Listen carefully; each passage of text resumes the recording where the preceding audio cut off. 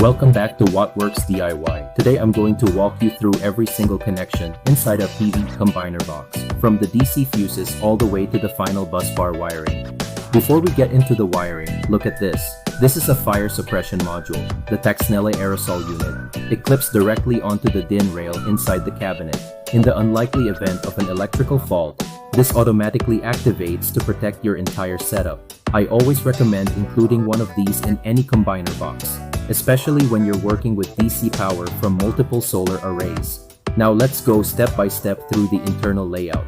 First up, the DC fuses. These protect each individual string coming from your solar panels. Each positive wire from your PV array connects through its own fuse holder.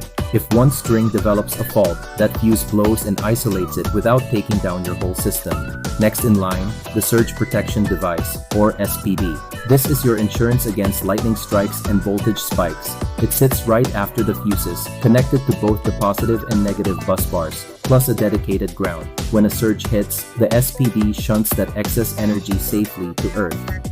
After the SPD, we install the DC circuit breakers. These serve a different purpose from the fuses. Breakers let you manually isolate sections of your array for maintenance, and they also trip automatically on sustained overload. Notice how each breaker receives the positive wire from its corresponding SPD leg. Here's where we position the Aerosol fire suppression module, the same Taxnella unit you saw me install earlier.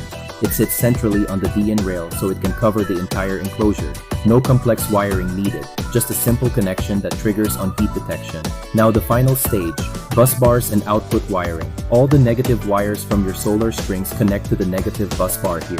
The positive outputs from your breakers feed into the main output terminals. This is where the combined DC power exits the box and runs to your charge controller or MPPT. And here's what the finished build looks like in the real world. Same layout you just saw in the animation.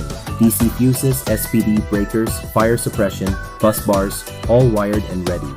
Clean cable routing, everything labeled, properly torqued connections. That's your complete PV combiner box, ready to connect to your solar array. If you found this helpful, hit subscribe for more step-by-step solar builds. Stay safe, and I'll see you in the next one.